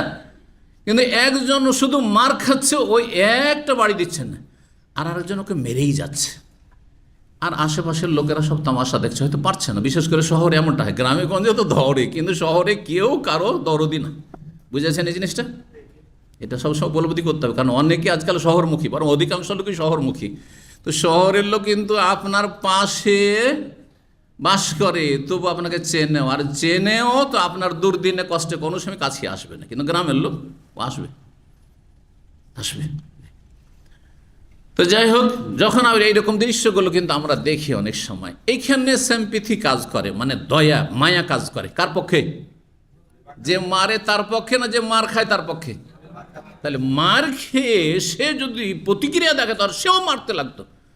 10 বাড়ি খেয়েছে, শুধু 2টা বাড়ি দিতে পেরেছে, তাহলে কিন্তু ওর পক্ষে কেউ হইতেন না। হ্যাঁ, 2টো বাড়ি দিতে পেরেছে, আর কিছুই পারেনি, কিছুই করতে পারেনি, ও মারই খেয়েছে, মেয়ের মার খেয়ে বড়লোক হয়ে গেছে। তারপরও তার পক্ষে যেতেন না যে তুই বেশি মায়ের খেয়েছিস সেই জন্য তোর পক্ষে আছি। এত বিচার করার সময় কোথায়, তাই না? ওর জন্য তো তাকে আদালতে বসাইতে হবে।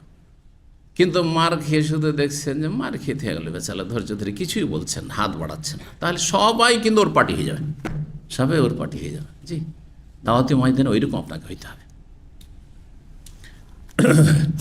আল্লাহ তৌফিক দান করেন। কিন্তু ধৈর্যের জন্য বড় কলবের প্রয়োজন রয়েছে, হ্যাঁ, উদারতার প্রয়োজন রয়েছে, অন্তর বড় হইতে হবে, কলিজা বড় হইতে হবে। আল্লাহ তৌফিক দান করেন। 3232 নম্বর হাদিস বর্ণনা করছেন আবু ইসহাক শাইবানী রাহিমাহুল্লাহ, সাআলতু জির বিন আবি হুবাইশ, আমি জির বিন হুবাইশকে জিজ্ঞেস করলাম আন কাউলিল্লাহ তাআলা, মহান আল্লাহর এই বাণী তাফসীর সম্পর্কে। সূরা নাজমের আয়াত নম্বর 9-10 আল্লাহ বলছেন ফাকানা কাবা কাউসাইনে আও আদনা সুম্মা দানা ফাতাদাল্লা, অতঃপর তিনি নিকটবর্তী হইলেন, ফাতাদাল্লা আরও বেশি কাছাকাছি হয়ে গেলেন, ফাকানা কাবা কাউসাইনে 2 ধনুকের সমান দূরত্বে চলে গেলেন, ফাকানা কাবা কাউসাইনে আও আদনা, অথবা ওর চেয়ে বেশি কাছাকাছি হয়ে গেলেন। 2 ধনুকের কাছাকাছি, অথবা একটা ধনুক, ধনুক বুঝেন তো? ধনুক বুঝেন না? আরে তীর ধনুক বুঝেন না? ছোটকালে খেলেন নাই নাকি? আমরা তো খেলেছি। তো তীর ধনুক, 2 ধনুকের কাছাকাছি দূরত্বে চলে গেলেন। এই আয়াতের তাফসীর কি? মানে আসলে আলোচনা চলছে মেরাজের, আলোচনা চলছে কিসের? মেরাজের কথা এই আয়াতগুলিতে সূরা নাজমে রয়েছে। কিন্তু এইখানে সুম্মা দানা ফাতাদাল্লাহ, নবী সাল্লাল্লাহু আলাইহি ওয়াসাল্লাম নিকটবর্তী হইলেন, আরও কাছে গেলেন, কার? আল্লাহর না জিবরাইলের? একদল বলছে আল্লাহর কাছাকাছি হয়ে গেলেন, যেটা ভুল তাফসীর। আর আরেক দল বলছেন যে জিবরাইলের এত কাছাকাছি হয়ে গেলেন শারীরিকভাবে যে ফাকানা কাব, জিবরাইল আলাইহিস সালাম যে আপন আকৃতিতে বিশাল আকৃতিতে তিনি সবচেয়ে শ্রেষ্ঠ ফেরেশতা, তার মাঝে আর নবী সাল্লাল্লাহু আলাইহি ওয়াসাল্লামের মাঝে 2 ধনুক বা তার চাইতে কম দূরত্ব ছিল, এত কাছাকাছি হয়েছেন জিবরাইল আলাইহিস সালামের। এটা হচ্ছে সঠিক তাফসীর। তো এই আয়াতের তাফসীর কোনটি? আল্লাহর কাছাকাছি হলেন নবী সাল্লাল্লাহু আলাইহি ওয়াসাল্লাম একবার এইভাবে, নাকি জিবরাইল আলাইহিস সালামের উদ্দেশ্য হচ্ছে এটি?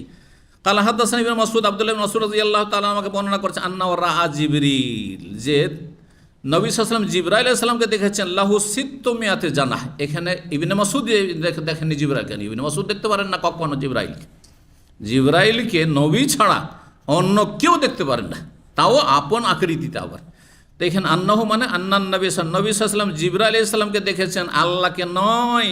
লাহু সিত্তুমিয়াতু জান্নাহ, এই আকৃতিতে, এই রূপে যে তার 600টি ডানা ছিল, 600টি ডানা ছিল, আসল আকৃতি দেখেছেন, যে রূপে আল্লাহ সৃষ্টি করেছেন জিবরাইল আলাইহিস সালামকে। এটি হচ্ছে সঠিক অর্থ। আল্লাহকে দেখেননি, কাকে দেখেছেন? জিবরাইল আলাইহিস সালামকে। তবে আল্লাহর সাথে কথা বলেছেন, কথা বলা আর দেখাতে পার্থক্য আছে। পর্দার আড়াল বা বোরখা পরে এক মহিলা আমার সাথে কথা বলেছে, হ্যাঁ, মাসলে প্রায় জিজ্ঞাসা করি, কিন্তু জীবনে মহিলাকে দেখিনি, হয় না? হ্যাঁ, কারণ আমার জন্য জায়েজ নয় দেখা, কথা ঠিক কিনা? এইরকমই সারা 10,000 কিলোমিটার দূর থেকে, আমেরিকা থেকে, কানাডা থেকে, জাপান থেকে অনেকে আমাদের সাথে কথা বলছেন, কিন্তু জীবনে দেখা হয়নি, আর হইলই না। হ্যাঁ, কিন্তু কথা হয়েছে হয়তো, এটাকে হচ্ছে কথা বলা তো হয়েছে, কিন্তু দেখা হয়নি। এই উদাহরণ দিয়ে বুঝেন যে নবী সাল্লাল্লাহু আলাইহি সাল্লাম আল্লাহকে দেখেননি, বরং আল্লাহর সাথে কথা বলেছেন। জি, 3233 নম্বর হাদিস, ইবনে আব্দুল্লাহ বিন মাসউদ রাদিয়াল্লাহু তাআলা বর্ণনা করছেন, লাকাদ রা মিন আয়াত রাব্বিহিল কুবরা, সূরা নাজম আয়াত নম্বর 18, নবী সাল্লাল্লাহু আলাইহি সাল্লাম নিঃসন্দেহে দেখেছেন তার রবের মহান নিদর্শনাবলীগুলি। আয়াত বহু বচন রয়েছে, যেগুলি বড় বড় নিদর্শন, সে বড় বড় নিদর্শন দেখেছেন। নিদর্শন মানে যা দেখে আল্লাহকে চেনা যায়, সৃষ্টিগত নিদর্শন। মেরাজের সফরে অসাধারণ কিছু দেখেছেন, জান্নাত দেখেছেন, জান্নাতের দৃশ্য দেখেছেন, বিভিন্ন নেয়ামতগুলি জান্নাতে দেখেছেন, জাহান্নামে বিভিন্ন রকম পাপীদের আযাব শাস্তি দেখেছেন। এগুলি হচ্ছে আয়াত রাব্বিহিল কুবরা, সিদরাতুল মুনতাহা দেখেছেন, ইত্যাদি ইত্যাদি। জি, আম্বিয়া রসুলগণের সাথে দেখা করেছেন। জি, তারপরে বলছে খালা রা রাফাফান আখদার, সবুজ। রাফরাফ মানে কি? রাফরাফ মানে বিছানা, বেসাত হয়, হেরাস। রাফরাফ মানে রেশমের কাপড়, সূরা রহমানে রাফরাফ। তো রাফরাফ মানে রেশমের পোশাক। তাহলে জিবরাইল আলাইহিস সালামের যে আসন, তাতে দেখেছেন সবুজ বিছানা, অত সবুজ পোশাক দেখেছেন তিনি। সাদ্দা ওফক আসম, আকাশের যেন পুরা দিগন্ত। দিগন্ত কোনটাকে বলা হয়? এক কোণা থেকে আকাশের আর এক কোণা, জানেন এদিকটা কি, দক্ষিণ না উত্তর? উত্তর। উত্তর পূর্ব থেকে আপনার কি উত্তর পশ্চিম, এটা একটা দিগন্ত। একটা দিক আকাশের পুরো যেন ঘিরে ফেলেছে। তো বিশাল আল্লাহর সৃষ্টি। 3234 নম্বর হাদিস বর্ণনা করছেন মা আয়েশা রাদিয়াল্লাহু তাআলা আনহা, বলছেন মান জামা, কেউ যদি এই কথা ধারণা করে, আন্না মুহাম্মাদান রাব্বাহু, যে মুহাম্মদ সাল্লাল্লাহু আলাইহি ওয়াসাল্লাম তার রবকে, আল্লাহকে দেখেছেন, ফাকাদ আজামা, এখানে বুখারীতে ফাকাদ আজামা, সে বড় অপরাধ করলো, বড় ভ্রান্ত আকীদা বিশ্বাস রাখলো। আর সহিহ মুসলিমের রিওয়ায়াতে রয়েছে ফাকাদ আজামাল ফিরিয়া, সে বড় মিথ্যাচার করলো। ফিরিয়াতুন মানে তহমত দেওয়া, ইফতিরা। আমান আযালাম মিম্মান ইফতারা আলাল্লাহি কাযিবা, ইফতিরা থেকে ফিরিয়া। সেই ব্যক্তি চরম মিথ্যাচার করলো ধর্মের নামে, আল্লাহর নামে এবং রসুলের নামে। নবী সাল্লাল্লাহু আলাইহি সাল্লাম দেখেননি। কার আকীদা এটি? মা আয়েশা রাদিয়াল্লাহু তাআলার আকীদা, যে নবী মেরাজে আল্লাহকে দেখেননি। এখন আপনার আকীদা যদি আপনার জাহেল বক্তার আকীদা হয় যে আল্লাহকে দেখেছেন, তো আপনি কোন আদর্শে বিশ্বাসী আপনি চিন্তা করুন। জি, তো নবী সাল্লাল্লাহু আলাইহি সাল্লাম আল্লাহকে দেখেননি, এটি হচ্ছে মা আয়েশা রাদিয়াল্লাহু তাআলা আনহার আকীদা বিশ্বাস, এটি হচ্ছে সাহাবায়ে কেরামদের বিশ্বাস, আর এটি হচ্ছে আহলে সুন্নাত ওয়াল জামাতের বিশ্বাস। বেদাতীদের বিশ্বাস যে নবী আল্লাহকে দেখেছেন। তাহলে যেখানে দেখার কথা বলা হয়েছে কোরআনে কারিমে, কাছাকাছি হওয়ার কথা, সেটা হচ্ছে জিবরাইল আলাইহিস সালামের সাথে। বলছেন যে ওয়ালাকিন কাদ রা জিবরিল, তবে মা আয়েশা বলছেন জিবরাইল আলাইহিস সালামকে দেখেছেন নবী সাল্লাল্লাহু আলাইহি ওয়াসাল্লাম ফি সূরাতিহি ওয়া খালকিহি, তার সৃষ্টিগত রূপ চেহারায় বা আকৃতিতে, গঠনে।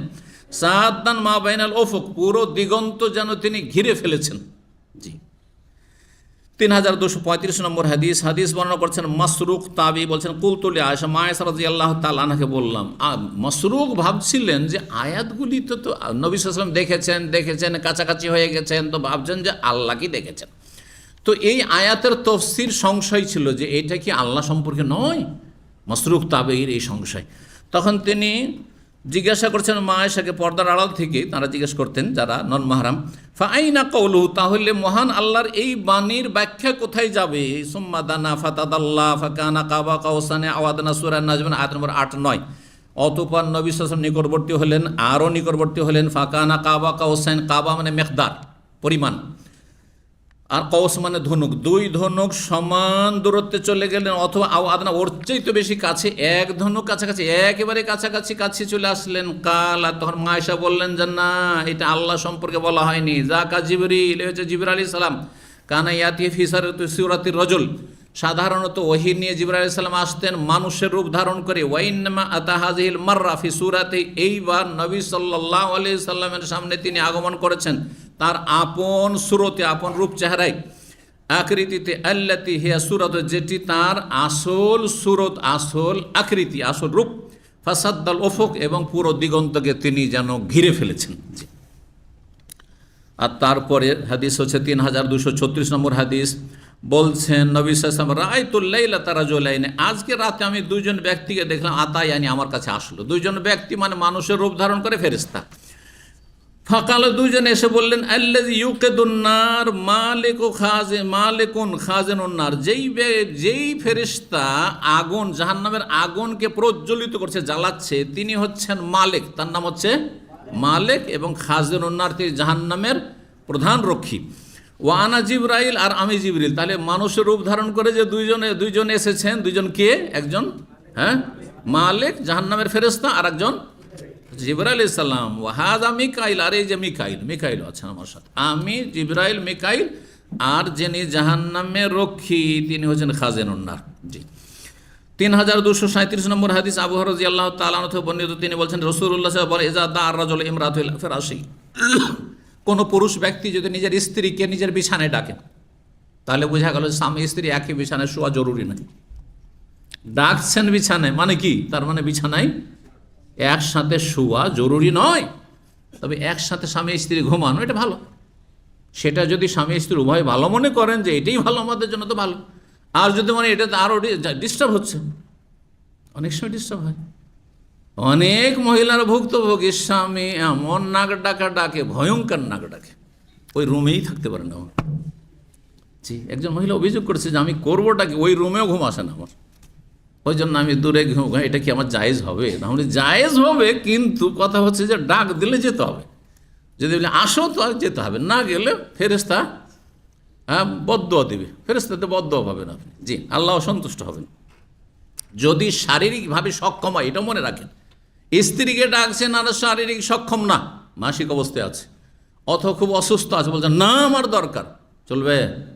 ওইটাও আপনার খেয়াল রাখা জরুরি, না হলে আপনি জালেম বলে আপনি সাব্যস্ত হবেন। এটাও খেয়াল রাখতে হবে। তার কোনো শারীরিক বাধা নেই, হ্যাঁ, তার কোনো রকমের অসুবিধা নেই, কিন্তু সে হটকারিতা দেখাচ্ছে, না আমার মতো, আমার মন মতো, তোমার মন মতো না। কথা বোঝা গেছে? আজকাল এক শ্রেণীর মূর্খরা এই সোশ্যাল মিডিয়াতে, ইউটিউবে আর এই ফেসবুকে স্বামী স্ত্রী সপ্তাহে বা দিনে কতবার সহবাস করতে পারবে, এইরকম কোনো বার নির্ধারিত নেই ইসলামে। বার নির্ধারিত নেই, যতবার করলে স্ত্রীর ক্ষতি হয় না, স্ত্রীর কষ্ট হয় না, আর যতবার স্বামী পারে। স্ত্রী বলে আমিও 10 বার রেডি, তুমিও 10 বার রেডি, অসুবিধা আছে নাকি? তাহলে আপনার এসব নিয়ে কল্পনা জল্পনা, স্বামী স্ত্রী দিনে কয়বার সহবাস করতে পারবে, মশলাগুলি জেনে নিতে হবে। কারণ অনেকে বলছে যদি আপনি দিনে 5 বার করেন তাহলে জুলুম হয়ে গেল। আর জুলুম কার ওপর? যে অপারক, তার উপরে জুলুম হয়ে গেল। অনেকে এত অপারক ধরনের শারীরিকভাবে যে একবারও সহবাস করতে পারবেন না, আর আপনি জোর জুলুম করছেন না। সেখানে যদি দেখেন যে আমার গুনাহ হয়ে যাবে সহবাস না করলে, আর সে একবারও সক্ষম নয়, তাহলে তখন আপনার জন্য বিয়ের রাস্তা খোলা আছে, আর তার জন্য বাধা দেওয়া জায়েজ নাই। বিয়েও করবেন না আর জুলুম চালাবেন, বা বিয়ে করতেও দেবেন না স্বামীকে, আর নিজেও মিলিত হইতে পারবেন না, এই তো জায়েজ নয়। হ্যাঁ, ইসলাম ভালো করে বোঝার চেষ্টা করতে হবে সবাইকে, স্বামী স্ত্রী দুজনকে। কোন পুরুষ ব্যক্তি যদি স্ত্রীকে নিজের বিছানায় ডাকে, ফাআবা, তার সে অস্বীকার করে, না আমি এখন ব্যস্ত, ফেসবুক নিয়ে ব্যস্ত, ডাকছেন বলছে পানি নিয়ে না ওইখান থেকে। আজকালকার স্ত্রীরা অধিকাংশ এরকম। আজকাল আল্লাহ ধৈর্য ধরার যুবকদেরকে তৌফিক দান করে। আমাদের যুগটা নিয়ামত ছিল, আমাদের যুগটা নিয়ামত ছিল আলহামদুলিল্লাহ, আর তার আগে যুগ আরও নিয়ামত ছিল। আরও আগামী দিন যে কি আসছে, আপনি মোবাইলে আসক্ত, আপনার ছোট ছোট বাচ্চা খাবার দাবার যে মোবাইল দিয়ে, যে মোবাইল ধরিয়ে দেবো আর খাবে, তাহলে নাহলে খেতে চাই না, বিপদ ডেকে নিয়ে আসবে আপনার বাড়িতে। জি জি, আল্লাহ হেদায়েত দান করুন। তারপরে আসতে যদি রাজি না হয়, সে বিছানায় মানে সহবাসে রাজি নয়, অথচ কোনো শারীরিক বাধা নেই, ফাবাতা, বাসার এই বাধা নেই, শারীরিক বাধা নেই আর ধর্মীয় বাধা নেই, মানে জায়েজ নয়। তার রোজা অবস্থা আছে, রমজান মাসে, বলছে দিনে 1 খনি লাগবে, চলবে না? তালাক দিয়ে দিকো, যান, তাকে লাথি মেরে চলে যান এইরকম স্বামীকে, জালেমকে। ঠিক, ফাবাতার, তারপর যদি রাত কাটিয়ে দেয়, রাত কাটিয়ে দেয়, তার বোঝা গেল আসল সহবাসের সময়কাল হচ্ছে রাতে, কিন্তু দিনে জায়েজ। কারণ অধিকাংশ মানুষ নির্জনতা বেশি পছন্দ করে, কারণ ফ্রি হয়ে থাকবে, দিনের বেলা হইচই লেগে আছে, বাচ্চারা যে কোনো সময় এসে দরজায় ধাক্কা দিতে শুরু করে ডিস্টার্ব করতে পারে, মানসিক শারীরিকভাবে আপনি পারিবারিকভাবে ডিস্টার্ব হবেন, যার ফলে রাতের কথা, রাত কাটানোর কথা বলা হয়েছে, কিন্তু দিনেও সহবাস জায়েজ রয়েছে, যখন যার সুবিধা। ফাবাতা গাজবানা, তারপরে সেই দিনটা বা রাতটা যদি কাটায় রাগান্বিত হয়ে, স্বামী না করলো স্ত্রী আর স্বামী রাগ করলো না, তাহলে কোনো অসুবিধা নেই। কিন্তু এই জন্য বলা হচ্ছে ফাবাতা গাজবানা, স্বামী যদি রাগান্বিত হয়ে অসন্তুষ্ট হয়ে রাত কাটিয়ে দেয়, অথচ তার শারীরিক চাহিদা ছিল আর এরকে মিলিত হইতে বাধাও ছিল না স্ত্রীর, লানাতুল মালায়েকা, ফেরেশতা তাকে অভিশাপ করতে থাকে, বদদুয়া দিতে থাকে, হাত্তা তুসবিহ, সকাল হওয়া পর্যন্ত, যতক্ষণ পর্যন্ত স্বামী সন্তুষ্ট না হয়ে যাবে। হাদিস আর 2-1টি রয়েছে অধ্যায়ের, আমরা শেষ করে ফেলি। 3238 হাদিস নম্বর হচ্ছে এই, জাবের ইবনে আব্দুল্লাহ রাদিয়াল্লাহু তাআলা বলছে, আন্নাহু সামিআন নবী, এখন নবী সাল্লাল্লাহু আলাইহি ওয়াসাল্লাম বলতে শুনেছি, সুম্মা ফাতারাল ওয়াহি, প্রথম একবার ওহি আসলো, প্রথম ওহি কি নাজিল হয়েছে? হ্যাঁ, ইকরা বিসমি রাব্বিকাল্লাযী খালাক, পুরা সূরা না প্রথম দিকটা? প্রথম পাঁচটি আয়াত। কিন্তু অনেকে আমরা ছোট থেকে মনে করতাম সূরা আলাক মনে হয় ওয়াসজুদ ওয়াক্তারব পুরোটাই মনে হয় নাজিল হয়েছে প্রথম, না। ইকরা বিসমি রাব্বিকাল্লাযী খালাক, খালাকাল ইনসানা মিন আলাক, ইকরা ওয়া রাব্বুকাল আকরাম আল্লাযী আল্লামা বিল কলম আল্লামাল ইনসানা মা লাম ইয়ালাম, এই পর্যন্ত এই নাজিল হয়েছে। তো যাই হোক, তারপরে অন্য সময় অন্য বাকি আয়াতগুলো নাজিল হয়েছে। প্রথম নাজিল হয়ে গেল হীরা পাহাড়ের গুহায়, তারপরে কয়েকদিনের জন্য ওহি বন্ধ হয়েছিল। এই ক্ষেত্রে কিছু কিছু নবীর জীবনীর লেখকরা লিখেছে কয়েক বছর, হ্যাঁ, ধরেন 2 বছর, 2.5 বছর বা 3 বছর ওহি বন্ধ ছিল। এই কথাটি অথেন্টিক নয়, জি, সহি নয়, জি, দুর্বল কথা। বরং সহি কথা যে কয়েকদিনের জন্য কি হয়েছিল, ওহির বিরতি হয়েছিল। নবী সাল্লাল্লাহু আলাইহি ওয়াসাল্লাম একটু নিজেকে জিরিয়ে নেন, একটু শান্ত হয়ে যান, কারণ হঠাৎ করে এইরকম পরিস্থিতি তৈরি হয়েছে, শারীরিক মানসিক, জি। তো বলছেন যে সুম্মা ফাতারা আনিল ওয়াহি, আমার থেকে ওহি স্থগিত হয়ে যায়, বন্ধ হয় কিছু সময়ের জন্য। ফাবাইনা আনা আমশি, আর আমি সেই সময় রাস্তায় চলছিলাম, দ্বিতীয় পর্ব ওহির আসছে, আমি হাঁটছিলাম। সামিয়তু সাওতাম মিনাস সামা, আকাশ থেকে একটি যেন আওয়াজ শুনলাম। কিসের আওয়াজ ছিল? ফারাফাতু বাসারি কিবলাস সামা, আওয়াজ শুনলে স্বাভাবিক তাকাবো। আমরা যখন এরোপ্লেনের আওয়াজ শুনি তো স্বাভাবিক এমনি তাকাই, হেলিকপ্টারের আওয়াজ তাকান না? এমনকি আমরা মনে করতাম ছোটোকালে মনে হয় আমরা ছোটরাই শুধু তামাশা দেখার জন্য তাকায়। আরে বুড়ো হয়ে গেল, শিক্ষিত হইলো, আকাশে উপরে একটা প্লেন বেশি একটু আওয়াজ করছে, তাকিয়ে দেখছেন, হ্যাঁ, কোন দিকে যাচ্ছে আর কি বা যাচ্ছে, তাই? জি, এটা মানুষের নেচার আর কি। তো যাই হোক, আকাশের দিকে আমি চেয়ে দেখলাম, ফাইজাল মালাক, সেই ফেরেশতা, আল্লাযী জাআনি বিহিরা, যেই ফেরেশতা আমার কাছে হীরা পাহাড়ের গুহায় প্রথম দিন এসেছিল। তিনি কে? জিবরাইল আলাইহিস সালাম। কায়েদুন, তিনি বিরাজমান হয়ে রয়েছেন, বসে রয়েছেন, আলা কুরসির ওপর, বাইনাস সামাই ওয়ালা, আকাশ এবং জমিনের মাঝখানে বিশাল কুরসিতে বিরাজমান অবস্থায় কে? জিবরাইল আলাইহিস সালাম। ফাজুইস্তু মিনহু, দেখে আমি তো ভয় পেয়ে গেলাম, ভীত সন্ত্রস্ত হয়ে গেলাম। ভয় পাওয়া স্বাভাবিক। আমরা রাতের অন্ধকারে যখন হাঁটতাম, বড় হওয়ার পরে এখনও অনেকেরই হয়, পিছন দিক থেকে একটু যদি কিছু সুড় করে, হ্যাঁ, তো কি যেন শয়তান ওয়াসওয়াস দিয়েছে, পিছনে কি আমাকে মনে হয় ফলো করে আসছে, ঘুরে দেখছেন কি চোর ডাকাত তো নেই। বিশেষ করে অন্ধকারের দেশে, গ্রামে গঞ্জে যারা বাস করেন, বড়ই কিন্তু একটা মানে ভয় কাজ করেছে আমাদের মধ্যে। কিন্তু তো হাওয়াই তুই এলার, আমি এমন ভয় পেয়ে গেলাম যে আমি জমিনে মনে হয় পড়েই গেলাম, আছাড় খেয়ে পড়ে গেলাম। মানুষ বেশি ভয় পেলে কিন্তু পড়ে যায়, আর হাতে অস্ত্র থাকলে হাত থেকে পড়ে যায়, কোনো মাল সামান থাকলে পড়ে যায়, ও টেরই পায় না যে কী হইল। যেহেতু আহলি, তারপরে নিজের পরিবার মানে খাদিজা রাদিয়াল্লাহু তাআলা, তখন একজন পরিবার তার কাছে আসলাম। ফাকুলতে, এসে বললাম, খুব ঠান্ডা লাগছে, জ্বর চলে এসছে, শীত লাগছে, জাম্মেলুনি, আমায় কম্বল আবৃত করে দাও, কম্বল পরিয়ে দাও, কম্বল। ফানজালাল্লাহু তাআলা, তখন আল্লাহ নাযিল, ইয়া আইয়ুহাল মুদ্দাসসির, হে কম্বল আবৃত বা চাদর আবৃত, দেশার চাদর কম্বল দুটোই বলা হয়, হে চাদর আবৃত বা কম্বল আবৃত, কম, এরকম শুইলে হবে না, দাঁড়ান, উঠেন বিছানা থেকে। ফাআনজির, এবং জাতিকে সতর্ক সাবধান করে জাহান্নাম থেকে এবং শিরিক থেকে, পাপাচার থেকে। রব্বাকা ফাকাব্বির, রবের বড়ত্ব ঘোষণা করুন, মহত্ব ঘোষণা করুন। ওয়ার রুজা ফাহজুর, পর্যন্ত 5টি আয়াত সূরাতুল মুদ্দাসসিরের নাযিল হলো। কাল আবু সালামা বলছে, রুজ মানে হচ্ছে প্রতিমা পূজা পরিত্যাগ করো। মানে এই নয় যে নবী সাল্লাল্লাহু আগে পূজা করতেন, মানে একেবারে অন্তর থেকে বর্জন করো, আর একবার শক্ত হয়ে যাও এই প্রতিমা পূজার বিরুদ্ধে, তোমাকে বদ্ধপরিকর হইতে হবে, সোচ্চার হইতে হবে। আর কেউ বলেছেন রুজ মানে প্রতিমা নয়, এটি তো তাফসীর হয়ে গেল। শাব্দিক অর্থ, রুজের শাব্দিক অর্থ হচ্ছে নাজাস, আর নাজাস মানে নাপাক বস্তু, পেশাব পায়খানা থেকে আর কাপড় চোপড় শরীর নাপাক করা থেকে পবিত্রতা অর্জন করো বা পবিত্র থাকো। যে পবিত্র আছে তাকে বলা হবে না যে তুমি পবিত্র হও, কিন্তু পবিত্র থাকো সবসময়, কন্টিনিউ করো, এটা হচ্ছে উদ্দেশ্য। 3239 নম্বর হাদিস বর্ণনা করেছেন আবুল আলিয়া, প্রখ্যাত তাবি, তিনি বলছেন, হাদাসানা ইবনু আম্মে নবী, তোমাদের নবী সাল্লাল্লাহু আলাইহি সাল্লামের চাচাতো ভাই, ইবনু আম মানে চাচার ছেলে, মানে চাচাতো ভাই হাদিস বয়ান করেছেন, মানে ইবনে আব্বাস রাদিয়াল্লাহু তাআলা বিশিষ্ট ছাত্র আবুল আলিয়া তাবেঈ ছিলেন।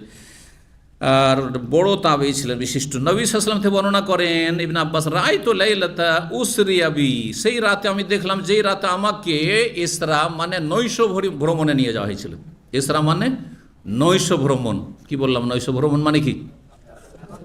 নৈশ মানে রাতের সফরে। রাতের সফর কোনটি ছিল?